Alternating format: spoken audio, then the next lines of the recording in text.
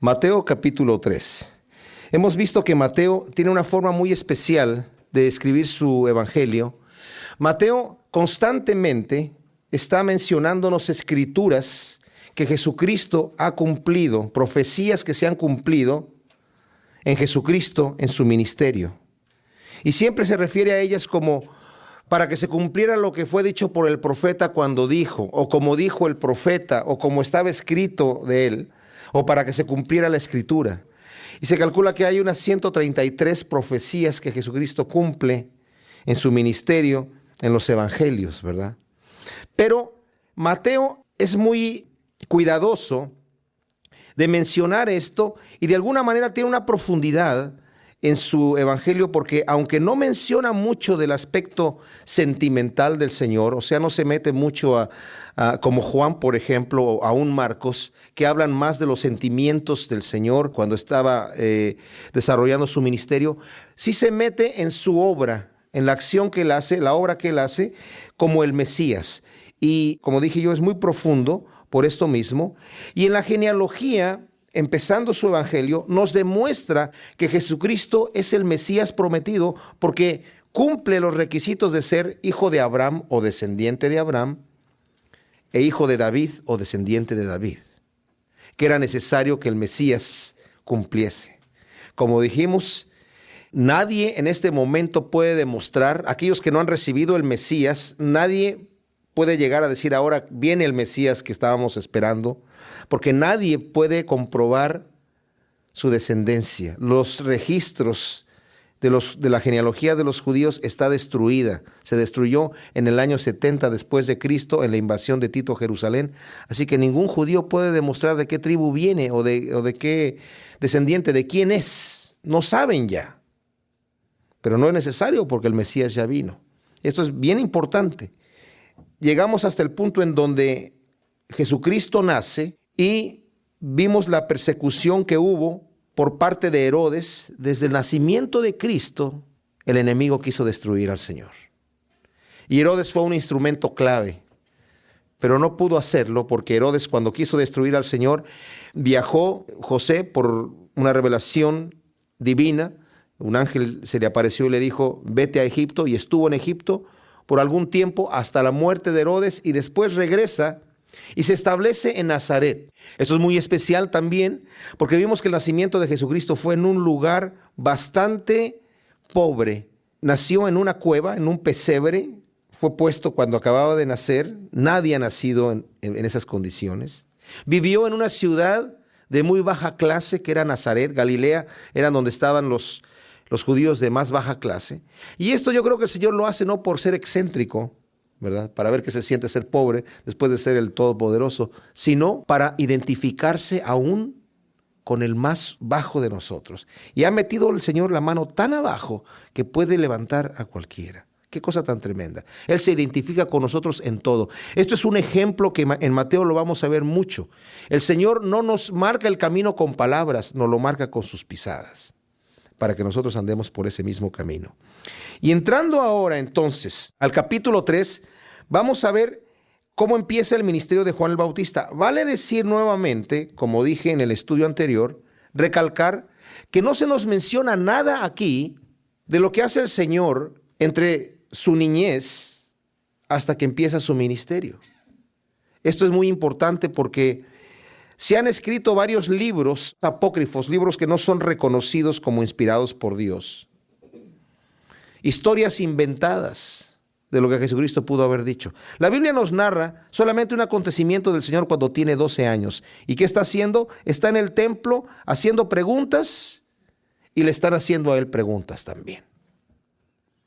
Y la gente está maravillada de su sabiduría y él sabe ahí cuál es su razón de estar aquí. Dice, en los negocios de mi padre estoy. ¿Qué no sabían que tengo que estar en los negocios de mi padre? No obstante, el Señor no empieza su ministerio en ese momento. Samuel estaba a esa edad sirviendo en el templo, el profeta Samuel. Jeremías, Isaías empezaron entre los 16, 17 años. Algunos piensan que alguno de los profetas pudo haber empezado a los 14 años. Daniel también empezó en su juventud a desarrollar su ministerio. Pero el Señor ni siquiera se espera a los 20 años o 25 años, hasta los 30 años. Se calcula que tal vez José, que tenía mucho más edad que María, murió, y Jesucristo, de alguna manera, Jesús en este caso, ¿verdad?, estaba él a cargo de la familia. ¿Y qué estaba haciendo el Señor a los, digamos, 27, 28 años? Estaba haciendo sillas, mesas, puertas en su carpintería. Estaba trabajando como cualquier ciudadano. No crean las historias de que se fue al Tíbet y de allá aprendió trucos, o tal vez a la China, ¿verdad? O tal vez se fue a Egipto. Aprendió varios trucos para hacer milagritos. Eso no es cierto. Son historias que la gente inventa. Y bueno, vaya que hay muchísimas historias.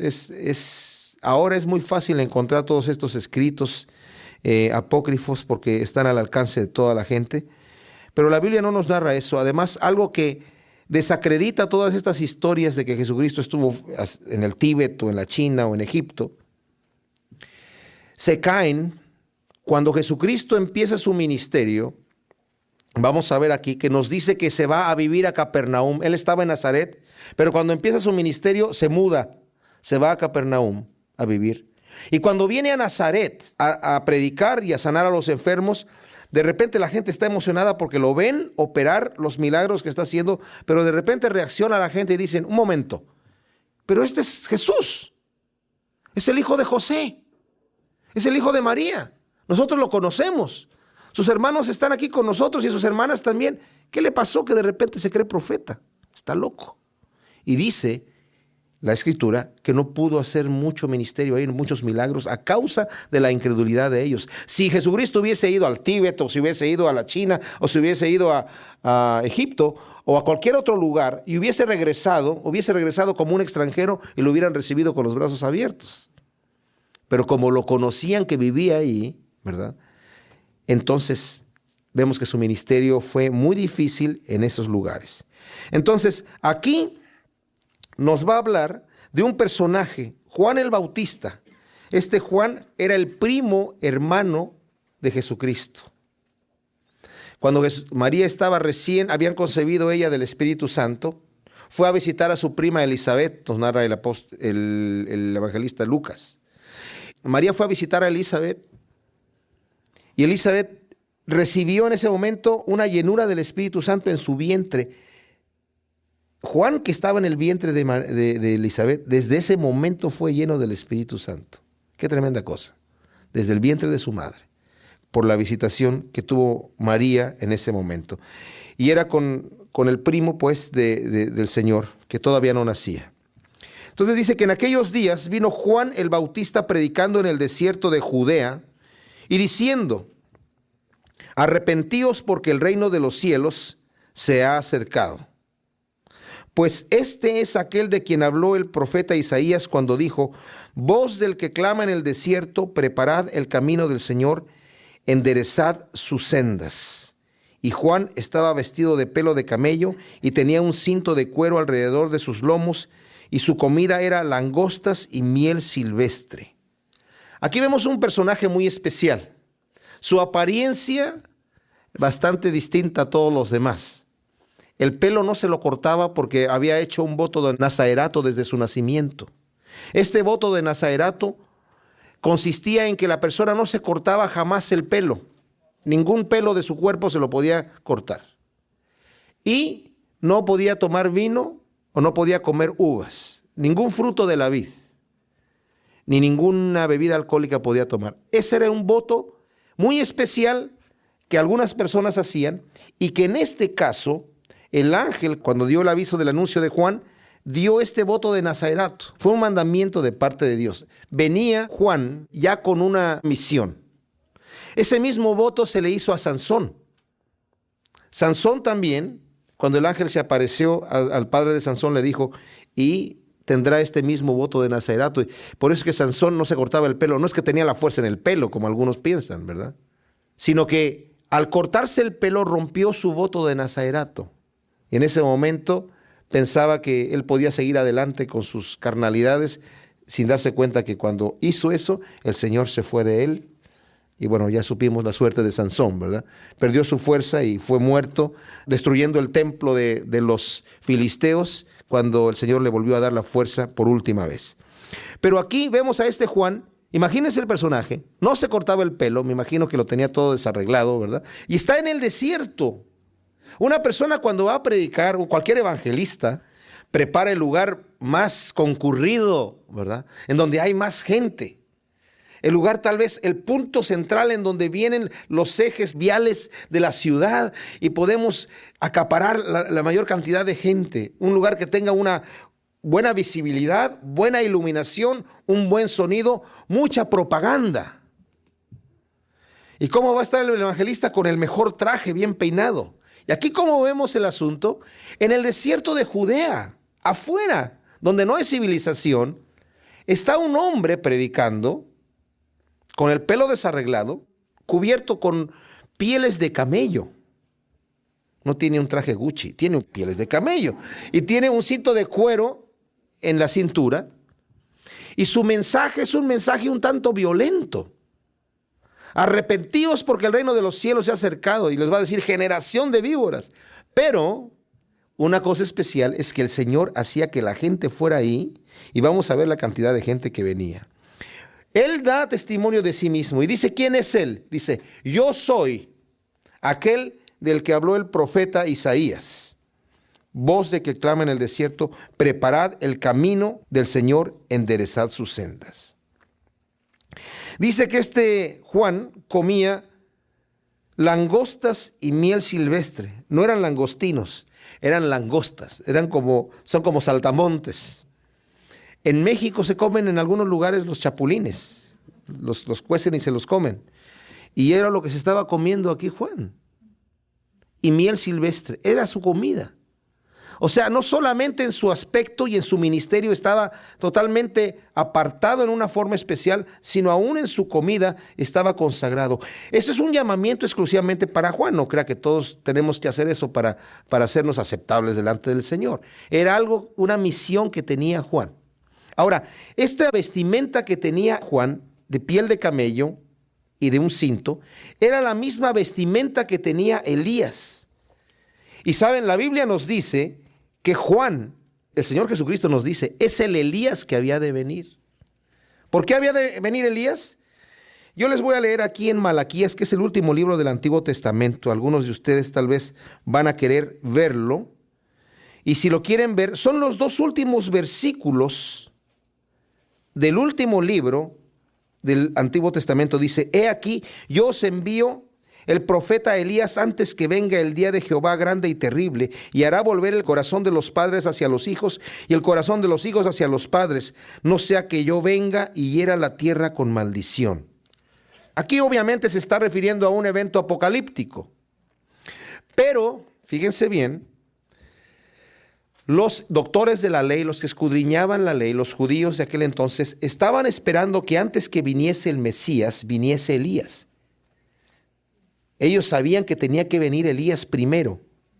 Y le preguntan al Señor en cierta ocasión, eso está en otro lugar, más adelante lo veremos, donde le dicen, ¿qué no dicen que Elías iba a venir primero? Y el Señor les dice, os digo que Elías ya vino. Hicieron con él lo que quisieron, no lo reconocieron, porque Juan, les dijo él, era el Elías que vino. Ahora, cuando nosotros vemos en Segunda de Reyes, en el primer capítulo, nos describe el aspecto de Elías. El rey Ocosías era un rey malvado. En su enfermedad manda buscar ayuda de un ídolo Baal. Y cuando van a buscar ayuda a los siervos, la ayuda que más bien anda buscando consulta, cayó enfermo el rey y manda preguntar si se va a levantar de su enfermedad o si se va a morir. Y cuando van en camino, el Señor le dice a Elías, sal al encuentro de estos tipos que van en camino allá y diles que no hay Dios en Israel para que tengan que ir a buscar en un ídolo. Dile al rey Ocosías que ciertamente no se va a levantar de su enfermedad, sino que va a morir. Entonces estos tipos, cuando oyen esto, se regresan nuevamente al rey y el rey les dice, ¿por qué llegaron tan pronto? Dice, es que nos encontramos con un tipo que nos dijo que no hay Dios en Israel para que ustedes tengan que ir a buscar, para que este tipo los mande a buscar en un ídolo la respuesta. díganle al rey que no se va a levantar de su enfermedad, sino que va a morir.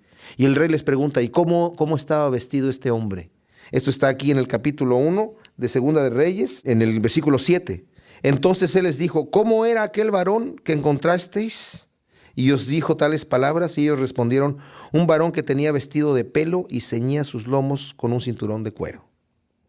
Entonces él dijo, es Elías Tisbita. Vemos entonces que no estaban acostumbrados a ver una persona así. Aunque había muchos profetas que les gustaba vestirse con un manto de pelo, había 400 años de silencio ya, donde el Señor no había hablado. Después de Malaquías no hubo palabra por 400 años hasta que llega Juan el Bautista vestido de profeta. Aunque nosotros lo vemos bastante raro, ¿verdad? Un tipo con el pelo todo desarreglado, vestido con piel de camello, con un cinto acá. La imagen que estos señores tenían, los judíos, era, aquí está un tipo que está vestido de profeta. Nunca hemos visto uno, pero mi tatarabuelo decía que así se vestían. Porque ya 400 años de silencio, ¿verdad? Salía a él toda Jerusalén, el versículo 5, y toda Judea y toda la provincia de alrededor del Jordán. Y eran bautizados por él en el Jordán, confesando sus pecados.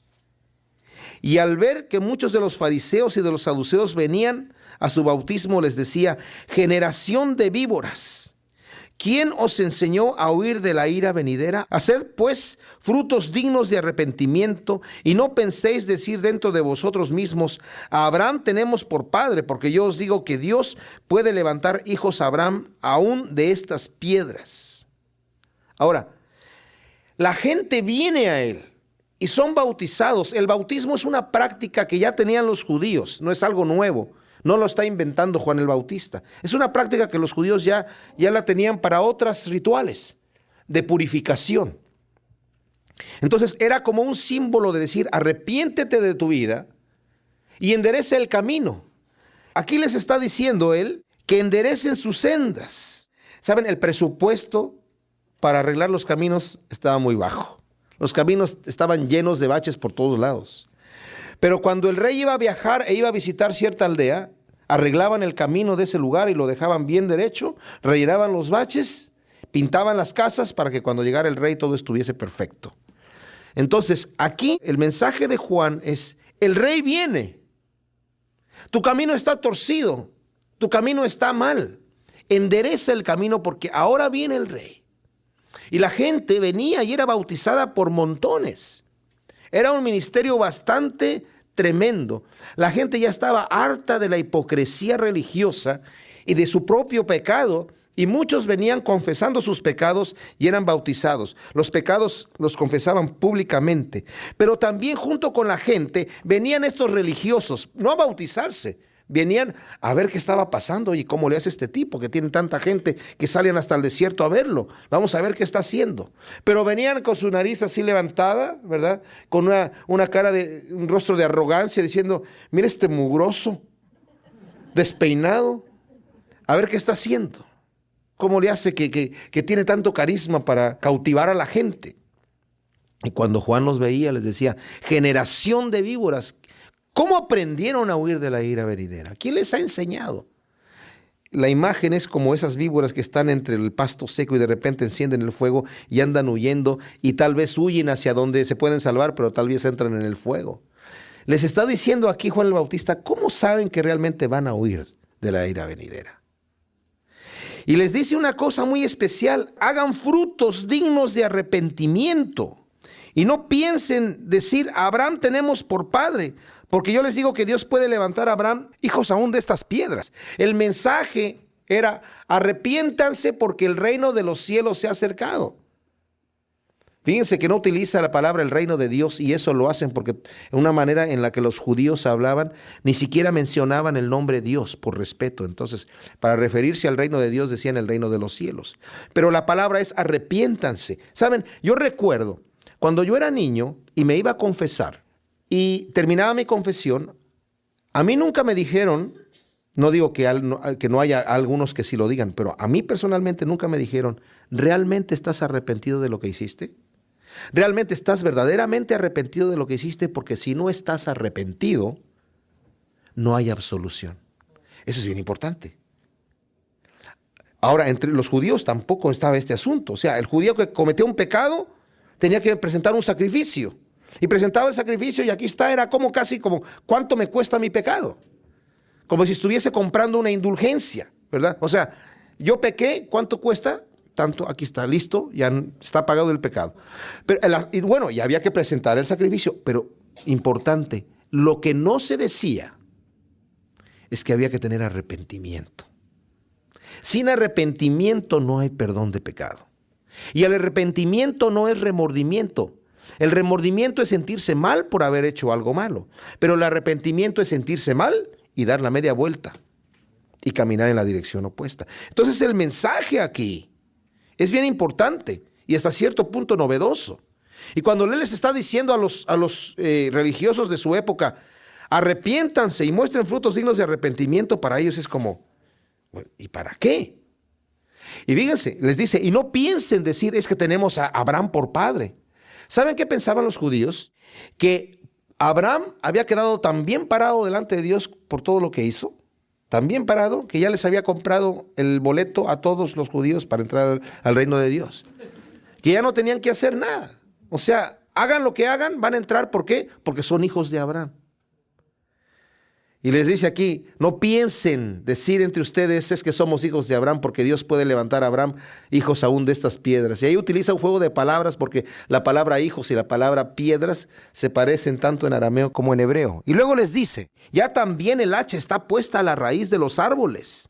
Por tanto, todo árbol que no da buen fruto es cortado y echado en el fuego. Hay algo bien importante aquí. No solamente es una decisión que yo tomo de seguir al Señor. Es importante tomar la decisión. No solamente es algo que yo confieso y le digo, Señor, yo te recibo como Señor y Salvador. Tenemos que hacer eso. Digo, no solamente es eso. ¿Por qué? Porque todo árbol que no da buen fruto es cortado y echado al fuego. Y esto no lo podemos transar. Todo corazón no arrepentido no es un corazón entregado a Dios. Así que está el arrepentimiento que tiene que mostrar frutos. Y todo árbol que no da frutos dignos de arrepentimiento es cortado y echado en el fuego. Es lo que está diciendo Juan. El mensaje de Juan era uno solo. Era un mensaje de arrepentimiento. El mensaje de Jesucristo también empezó de esa manera, pero él ya abrió otra puerta más grande. Pero empezó de la misma manera. Repito, el mensaje de Juan era uno solo. El mensaje de arrepentimiento, que es extraño para mucha gente. Hoy en día se predica un evangelio muy barato en muchos lugares, que dicen, ay, mira, dale una oportunidad al Señor, por favor. Sufres, ¿verdad? Tienes necesidad, estás cargado, dale una oportunidad al Señor, pruébalo. Él está a la puerta tocando, déjalo entrar.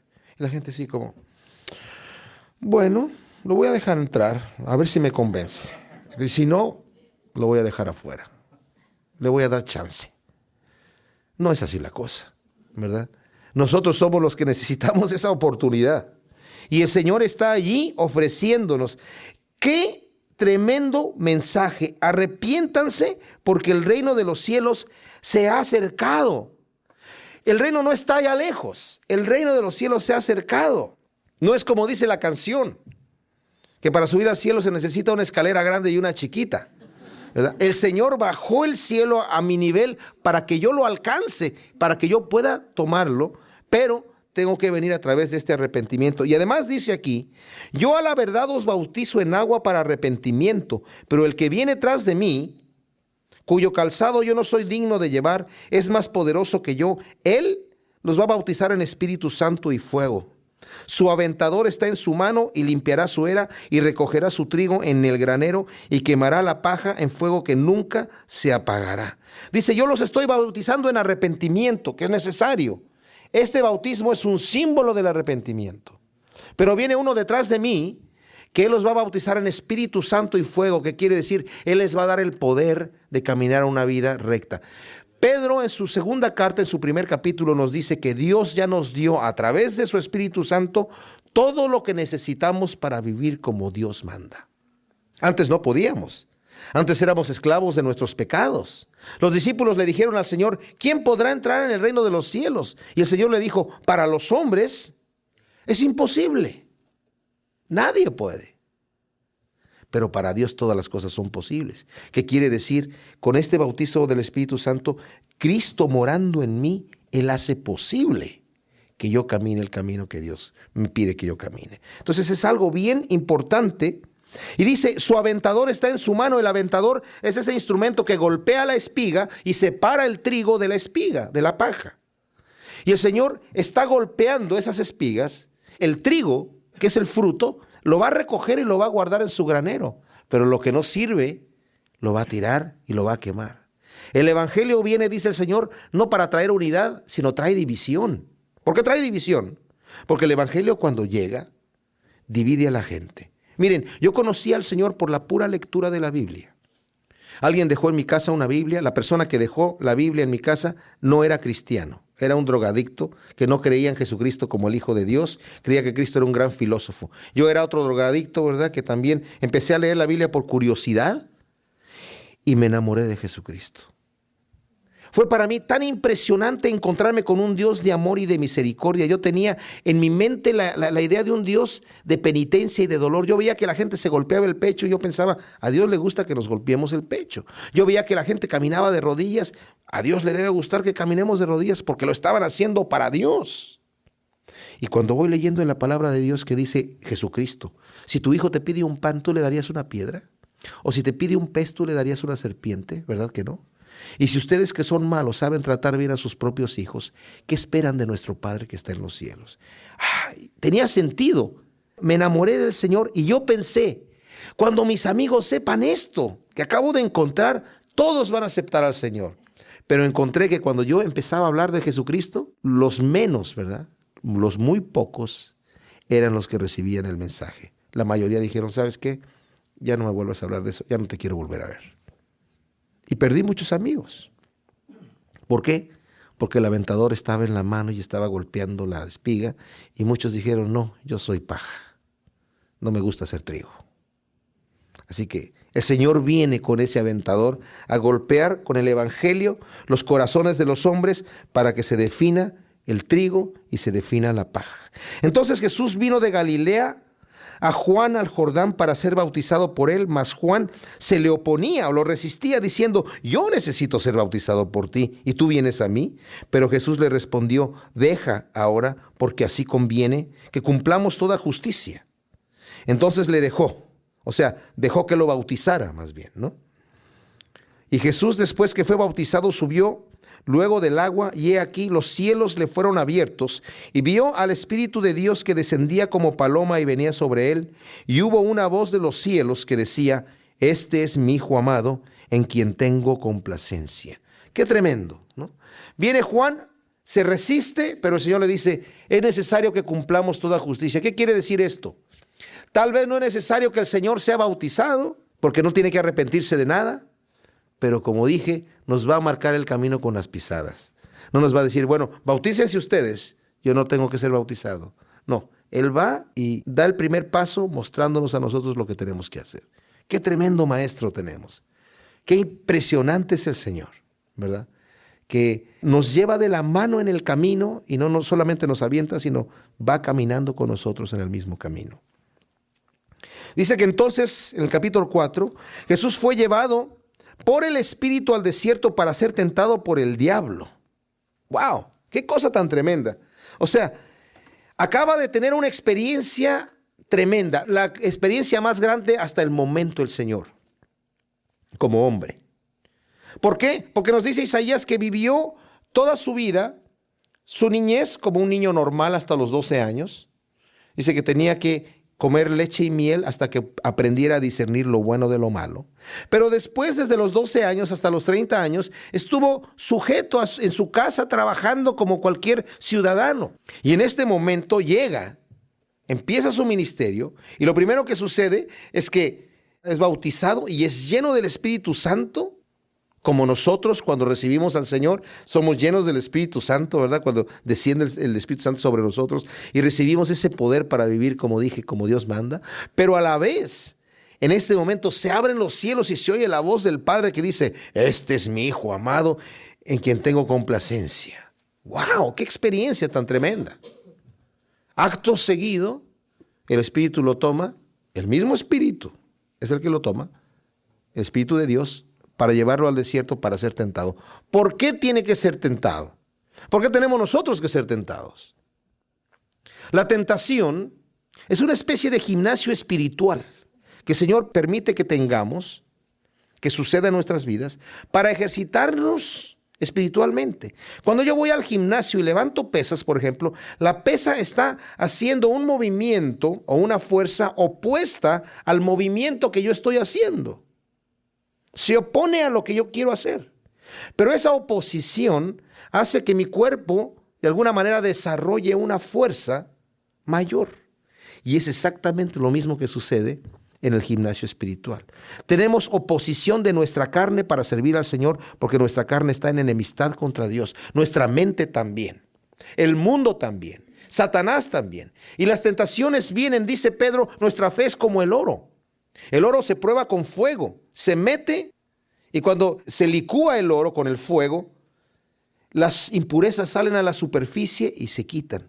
Y parece que está bien, hasta que se vuelve a meter al fuego y se le ve que salen más impurezas y se vuelve a limpiar. Y entre más se mete al fuego, más refinado está ese oro. Y dice Pedro, vuestra fe, que es más preciosa que el oro, tiene que ser probada. También Santiago nos dice que las pruebas producen en nosotros virtudes, paciencia, fe, ¿verdad? Etcétera. Entonces, hay una fuerza que se desarrolla. También Hebreos nos dice, aunque era hijo el Señor, aunque era hijo, dice, a través de muchas pruebas y aflicciones, aprendió la obediencia. No era que no era obediente antes, o que no sabía cómo era la obediencia, sino que se refiere a que desde ese momento, a través de las aflicciones, yo me imagino que eso fue de alguna manera dando un carácter al Señor todavía más fuerte como hombre para poder pasar el momento de Getsemaní antes de ir a la cruz, por las tentaciones que tiene aquí. Las pruebas, ¿verdad? Que lo van afirmando, lo van fortaleciendo. ¿Y qué pruebas son las que tiene? Dice que va al desierto para ser tentado por el diablo y después de haber ayunado 40 días y 40 noches tuvo hambre. Bueno, sí, después de tanto tiempo todo el mundo va a tener hambre, pero el ayuno funciona así. Hay ayunos sobrenaturales. Por ejemplo, Moisés tuvo un ayuno sobrenatural en el monte Sinaí. Digo sobrenatural porque no comió ni tomó agua. Y una persona si no toma agua en 3 días se muere, se deshidrata. Aquí el ayuno del Señor no es un ayuno sobrenatural, es un ayuno normal. Está tomando agua, pero no está comiendo.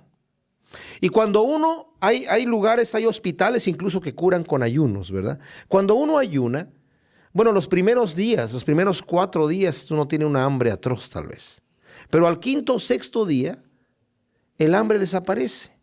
Y el cuerpo entra en un proceso de desasimilización, de desintoxicación, en donde el cuerpo ya, el sistema digestivo se detiene y empieza el cuerpo a alimentarse de todas las reservas que tenemos en el cuerpo y empieza a comerse todas las toxinas y toda la grasa. También se come el músculo, ¿verdad? También bajamos mucho de músculo, pero sobre todo está comiéndose esas toxinas. Y se va el hambre, la persona está muy tranquila, se siente mucho mejor, oye mejor, ve mejor, tiene más energía, etcétera, porque hay un proceso de desintoxicación muy saludable. Pero cuando el organismo ya no tiene más que comer, tiene que comer algo más y se empieza a comer los tejidos vitales del cuerpo. Cuando va a dar ese paso, antes de que dé ese paso, viene una hambre atroz, terrible.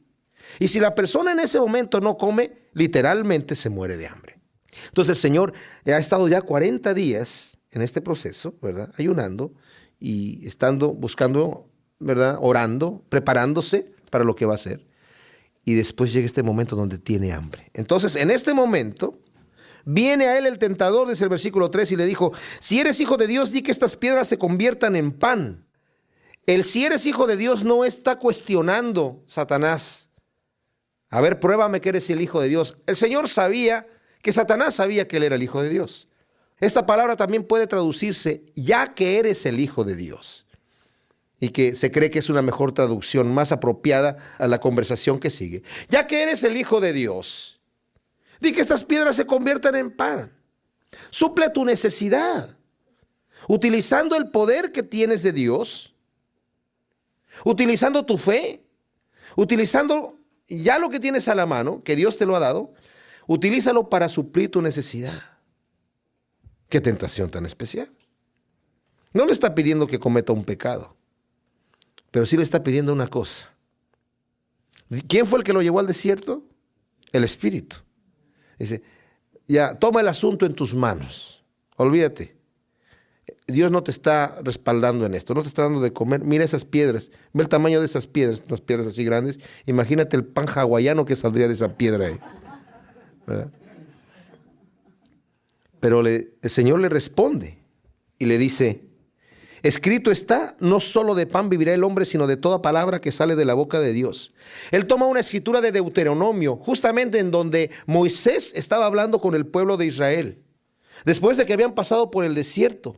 Y les dijo, el Señor los hizo pasar por el desierto para probar lo que había en el corazón de ustedes. Eso está en Deuteronomio 8. Y les dice, para probar sus corazones, para saber si lo iban a seguir o no. Y les dio a comer maná. El maná no era la gran comida, sí, era nutritiva para el cuerpo, pero en cuanto al gusto, era una hojuela muy liviana. El pueblo de Israel añoraba la carne, añoraba las cebollas y los ajos que se comían, ¿verdad? Esos asados, esas sopas que se comían allá en Egipto, las añoraban porque estaban comiendo esas hojuelas que eran muy livianas. Se cansaron del cornflakes que comían todos los días. Dice, y les di a comer maná del cielo para que supiesen ustedes que no solo de pan vivirá el hombre. Qué especial. El Señor justamente está hablando de esta palabra en el momento donde está hablando. El pueblo de Israel pasó por el desierto 40 años. Yo he pasado aquí 40 días, también en el desierto, para ser afligido y para saber que no solo de pan vivirá el hombre. Que fue un golpe, ¿verdad?, en la nuca a Satanás, porque es exactamente aplicable al ministerio del Señor. Yo no estoy añorando, ¿verdad?, la carne y los ajos y las cebollas. Yo estoy añorando alimentarme de la palabra que sale de la boca de Dios. Entonces el diablo lo llevó a la santa ciudad y lo puso sobre el pináculo del templo y le dijo, si eres hijo de Dios, échate abajo, porque escrito está, a sus ángeles mandará cerca de ti y en sus manos te sostendrán para que no tropieces con tu pie en piedra. ¿Cuál era la tentación aquí? ¿Qué tentación es esta? ¿Subirlo al pináculo del templo y decirle échate para abajo? No estaban con un bungee cord, ¿verdad? No estaban jugando a ese tipo de deporte. Le dijo, tírate para que te recojan los ángeles. ¿Qué tentación es esa? Bueno, el templo era el lugar más concurrido de la ciudad. El templo era donde estaban todos los líderes religiosos. Mira, haz una entrada triunfal a tu ministerio. Tú eres el Mesías. Toca la trompeta, haz una gran propaganda, la mejor propaganda que puedes hacer para que la gente se asombre. Tírate abajo. El Padre no te va a dejar caer porque aquí está la escritura, escrito está. Ah, ¿te gusta decirme escrito está? O sea, el Señor le dijo, escrito está. Ah, ¿te gusta decir escrito está? Yo también te voy a decir escrito está. Tírate porque está escrito que los ángeles van a tomarte, ¿verdad? Va a mandar a los ángeles cerca de ti y en sus manos te van a sostener para que no tropieces con tu pie en piedra. Aquí Satanás emite una parte del texto.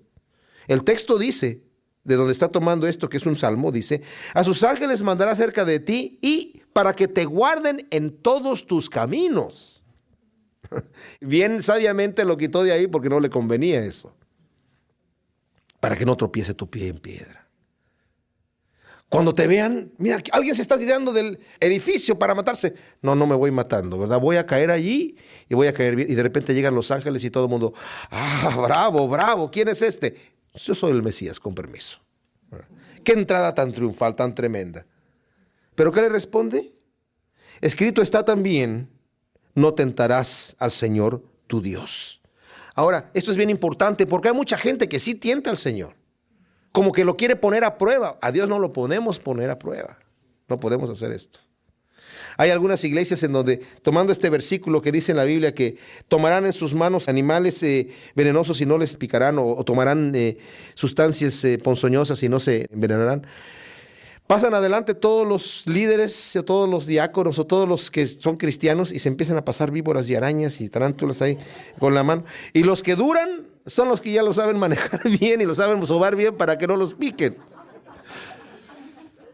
Y el que le picó, bueno, hermano, pues andabas en la carne, ¿verdad?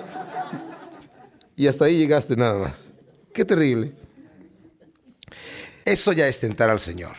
Dice, entonces, el diablo lo llevó a un monte muy alto y le mostró todos los reinos del mundo y la gloria de ellos y le dijo, todo esto te daré si postrado me adorares. ¿Qué está pasando aquí? ¿Qué tentación es esta? Bueno, el Señor había venido a redimir el mundo. El Señor le dijo cuando creó a Adán, le dijo a Adán, Adán, enseñoréate de los animales, de las aves, de los peces, todo lo entrego en tus manos para que te enseñorees de él. Tú eres el Señor de todo. ¿Quién era el Señor de todo en ese momento? Adán. Pero Adán, al obedecer a Satanás y comer del fruto prohibido, le entregó esa potestad al diablo. De manera que el diablo, en la Biblia se le conoce ahora como el príncipe de este mundo. Cuando le dijo, todo esto es mío y se lo doy al que yo quiero, el Señor le dijo, mentiroso. Eso es de Adán. No, sabía que es cierto. Pero el Señor venía a redimir. Redimir significa rescatar. Como cuando alguien lleva algo a la casa de empeño y lo deja allí y le dan un dinero y le dan un plazo de tiempo. Cuando llega después para pagar esa deuda, rescata, redime ese objeto. El Señor vino a redimir, a pagar nuevamente un precio para llevar nuevamente tomar posesión del mundo, no porque le interese el planeta, sino porque le interesa a nosotros que estamos aquí. Y el precio, su sangre. Aquí Satanás le dice, olvídate de la cruz, olvídate de la sangre. Adórame y yo te lo doy ahora. No tienes que buscar más adelante, ¿verdad? En este momento. La tentación es una tentación que a nosotros nos viene muy fácil también, muchas veces. Toma el camino más corto. No te esperes a que Dios te abra la puerta. No te esperes a que Dios tome el camino largo, tedioso. A lo mejor te va a mandar pruebas y aflicciones, oración y todo. Aquí rapidito. El pecado es eso. El pecado pretende satisfacer una necesidad que tenemos ahora. Y como todo nos gusta ahora, ¿verdad? En este momento, instantáneamente, caemos en esa tentación. El Señor directamente le dice, vete Satanás, porque escrito está, al Señor tu Dios adorarás y a Él solo servirás. Y el diablo entonces les dejó y aquí vinieron ángeles y le servían. Cuando Jesús oyó que Juan estaba preso, volvió a Galilea. Y dejando a Nazaret, vino y habitó en Capernaum, ciudad marítima, en la región de Zabulón y de Neftalí. Juan, entendemos aquí, está preso ya. Su ministerio en ese momento, él había dicho, en otro evangelio nos dice, es necesario que yo mengüe y que él crezca. O sea, ya llegó el momento en donde el ministerio de Juan va a decaer porque ya terminó su ministerio y el de Jesucristo empieza. Preparó el camino para el rey. Hizo lo que tenía que hacer y se lo lleva preso Herodes. Entonces el Señor se muda, dice aquí, de Nazaret, versículo 13, a Capernaum. Para que se cumpliese lo dicho por el profeta Isaías cuando dijo, tierra de Zabulón, tierra de Neftalí, camino del mar al otro lado del Jordán, Galilea de los gentiles. El pueblo asentado en tinieblas vio gran luz, y a los asentados en región de sombra de muerte, luz le resplandeció. Desde entonces comenzó Jesús a predicar y a decir, fíjense lo que dice el Señor aquí, lo mismo que decía Juan, arrepentíos porque el reino de los cielos se ha acercado. ¡Qué bendición! ¡Qué tremenda cosa! No tenemos que hacer méritos. El Señor no es el chapulín colorado que dice, síganme los buenos. El Señor, de hecho, dijo, yo he venido no por los justos y por los sanos, sino por los enfermos. El Señor literalmente dice, síganme los malos. Yo los voy a transformar. Vengan a mí los que estén trabajados y cargados, los que ya no den más. Los que ya no sepan qué hacer, vengan a mí y yo les voy a dar descanso. El Señor recibió a prostitutas, a ladrones, asesinos, borrachos, estafadores, todo tipo de gente rechazada de la sociedad. Y con razón, el Señor abrió la puerta y dijo, vengan a mí. ¿Y saben a quién rechazó el Señor? A los hipócritas, a los que se creían ser buenos y no lo eran. Versículo 18. Andando Jesús junto al mar de Galilea, vio a dos hermanos, Simón llamado Pedro y Andrés su hermano, que echaban la red en el mar, porque eran pescadores, y les dijo: venid en pos de mí, y os haré pescadores de hombres. Ellos entonces, dejando al instante las redes, le siguieron. Pasando de ahí, vio a otros dos hermanos, Jacobo hijo de Zebedeo y Juan su hermano, en la barca con Zebedeo su padre, que remendaban sus redes, y los llamó, y ellos, dejando al instante la barca y a su padre, le siguieron. Aquí vemos que no se nos narra en este evangelio, pero vemos la forma en la que el Señor llama a Andrés y a Pedro su hermano, Juan y Jacobo también, que eran hermanos. No nos imaginemos que ellos están ahí trabajando y de repente el Señor con una voz así, casi hipnótica, ¿verdad? Sígueme, sí Señor, ¿verdad? Y ahí van a seguirlo así como sin poder rechazar el mandamiento. Hay algunos que dicen que es así. No fue lo que sucedió aquí. Cuando nosotros hacemos un escudriñamiento de todos los evangelios y comparamos la historia de uno con el otro, encontramos el cuerpo completo de los eventos como suceden. Andrés era discípulo, Andrés el hermano de Pedro, era discípulo de Juan el Bautista. Y cuando supo que Juan el Bautista estaba preso, fue con Juan: ¿qué hago? Vete con aquel que yo les dije, sigan al que no soy digno de desatar la correa de los zapatos, sigan al Señor. Entonces Andrés se va y empieza a seguir al Señor, empieza a escucharlo hablar, y va y le dice a Pedro: oye Pedro, tienes que escuchar a este hombre, es impresionante lo que está diciendo este profeta. Juan me dijo que fuera con él. Y Pedro seguramente lo escuchó varias veces. En cierta ocasión estaba el Señor hablando y le dijo a Pedro: Pedro, ¿puedo utilizar tu barca como púlpito? O sea, para despegarme de la playa del lago de Galilea, que es un lago muy tranquilo cuando no hay viento, y la gente está sentada enfrente, escuchando, y él está hablando a la gente, Pedro escuchando, y después de que termina, Pedro le dice: Señor, apártate de mí, por favor, porque soy pecador. El Señor le dice: no, Pedro, tranquilo. Pero llega el momento en donde el Señor ya les dice: síganme. O sea, están trabajando ustedes, se levantan en la mañana, hacen su trabajo y después vienen a escuchar al maestro, pero ahora síganme. Y en ese momento ellos ya sabían, ya habían escuchado al maestro, dejan todo y les siguen. Lo mismo pasa con Juan y Jacobo. Ya habían conocido al Señor, habían escuchado su mensaje. Lo mismo va a pasar con todos. Lo mismo pasa también con Mateo. Cuando Mateo estaba cobrando impuestos, ya había escuchado al Señor. Y cuando el Señor le dice: sígueme, no es un mandamiento hipnótico, es un mandamiento puntual en un momento dado, pero ellos ya sabían. Lo que sí sucede es que en el momento que el Señor dice: sígueme, ese es el momento.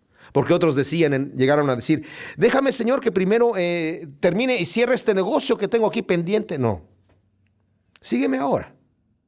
Deja eso ahí. Ya sabes de qué se trata. Ya sabes el contenido. ¿Sabes a qué me vas a seguir? Sígueme ahora. Es importante. Y qué precioso es que vemos las vidas de estos hombres transformados. Nosotros siempre tenemos un momento en donde el Señor nos va a decir: sígueme ahora. Y en ese momento nosotros tenemos que tomar y decir: Señor, aquí voy. Y no tardarnos, porque el Señor tiene grandes cosas para cada uno de nosotros.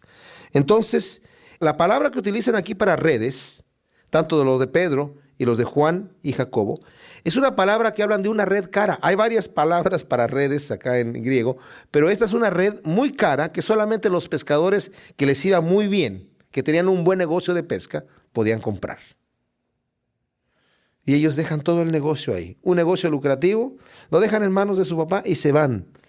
Como el llamado que el Señor le hace a Abraham, que le dice: sal de Ur de los Caldeos y ve a la tierra que yo te mostraré.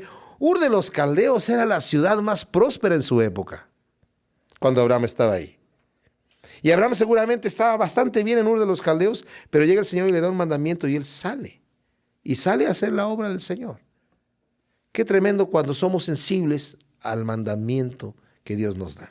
Y aquí dice: recorrió Jesús toda Galilea, enseñando en las sinagogas de ellos y predicando el evangelio del reino y sanando toda enfermedad y toda dolencia en el pueblo. Y se difundió su fama por toda Siria, y le trajeron todos los que tenían dolencias, los afligidos por diversas enfermedades y tormentos, los endemoniados, lunáticos y paralíticos, y los sanó.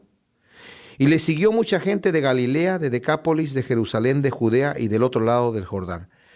Aquí hay un detalle que necesitamos saber. El Señor Jesucristo y los apóstoles también, a toda la gente que les trajeron, los sanaron. Esto no es para que nosotros construyamos una doctrina o una enseñanza o una forma de pensamiento diciendo que Dios quiere que todo mundo sea sano a fuerzas. O sea, que la voluntad de Dios es que todo mundo sea sano porque así es, basados en esta escritura. No podemos tomar esta interpretación. Porque el Señor era necesario que sanara a todos para comprobar que Él era el Mesías. Porque también dijo, si no me creen por mis palabras, créanme por mis obras, por mis hechos. Los discípulos también, porque estaban fundando la iglesia. Pero ahora y siempre el Señor es absoluto. Nosotros de algo nos tenemos que morir, ¿verdad? No podemos vivir eternamente. Pablo se cree que sufrió tal vez la contaminación de malaria en uno de sus viajes misioneros y eso afectó su vista. Eso es evidencia, prácticamente evidencia interna que se ve a través de en las cartas diferentes detalles que deja ver ahí Pablo que tiene un problema con los ojos. Era una enfermedad un tanto vergonzosa porque su apariencia, teniendo todos los ojos rojos, irritados y con infección, era desagradable, perdiendo la vista, dando un mal aspecto. Y a la vez limitado para poder leer, para poder, aunque siempre leyó hasta su muerte, incómodo. Y oró al Señor, Señor, quítame este aguijón, quítame esta prueba. Y dice que oró con fe 3 veces y el Señor le dijo, bástate mi gracia. Pablo reconoce la razón por la cual el Señor no le quita la enfermedad. Y dice, para que no me envanezca sobremanera, el Señor me dijo no. O sea, fue una cosa que Pablo necesitaba. A lo mejor si Pablo hubiese estado perfectamente sano, se hubiese envanecido por los dones que el Señor le había dado y por el ministerio tan tremendo que tenía. Pero eso lo mantenía en cierta forma humilde, porque en muchos lugares cuando llegaba Pablo, decían, él es poderoso en letra, pero ya cuando lo veían, ¿este es Pablo? Sí. Ah, bueno. No, yo ya le tenía miedo y así ya no. O sea, en apariencia ya en persona no era tan impactante como lo era por carta. Entonces el Señor lo mantuvo de esa manera, humillado, ¿verdad? Para que no se saliera del carril. Lo que quiero decir es que el Señor tiene un propósito bueno para cada uno de nosotros. Bueno. No malo, bueno. El Señor quiere lo mejor para nosotros. Debemos, no obstante, de pedir con fe. Debemos de orar por nuestras enfermedades con fe. No estoy diciendo que, bueno, entonces vamos a dejar que suceda lo que suceda. Pero también debemos dejar que el Señor haga su perfecta voluntad. El mejor ejemplo de oración con fe es el que tenemos con el Señor en el huerto de Getsemaní, que le dice, Padre, yo sé que para ti todas las cosas son posibles. Eso lo sé. Lo sé porque lo sé. Y si es posible, pase de mí esta copa. Bueno, ya había dicho que todas las cosas son posibles. Y luego dice, si es posible, pase de mí esta copa. Pero no termina ahí su oración. Mas no sea como yo pido, sino como tú quieres, Señor. Porque el Señor sabe siempre lo que es mejor para nosotros. Oremos. Señor, te damos gracias por tu palabra, Señor, en este día. Y ciertamente tu palabra en todo momento nos conforta, Señor. Hemos aprendido aquí muchas cosas, Señor. Hemos aprendido cómo tú utilizaste a Juan, Señor, en su humildad, en su sumisión, en su obediencia, Señor. Y cómo Juan nos da un ejemplo tremendo de sumisión al llegar y decir, es necesario que yo mengüe y que Él crezca. ¿Cuánto necesitamos nosotros que eso suceda en nuestros propios corazones, Señor? Que nosotros menguemos y que tú crezcas en nuestra propia vida, Señor. Y Padre, hemos aprendido también cómo en la tentación tú tienes un propósito de fortalecernos espiritualmente, porque así como has prometido, Señor, que tú no nos darías jamás, no permitirías que llegue a nosotros una prueba que jamás pudiésemos resistir, también has prometido que junto con la prueba darías la salida, Señor. Enséñanos a utilizar la palabra como la utilizaste tú, Señor, en defensa propia, Señor, contra los ataques del enemigo. Y enséñanos a responder con la premura, Señor, y con la rapidez que lo hicieron tus discípulos. Queremos seguirte con todas nuestras fuerzas, aprovechando el tiempo, porque los días son malos. Gracias te damos en el nombre de Cristo Jesús, que para ti sea toda la honra y la gloria siempre, Señor. Amén.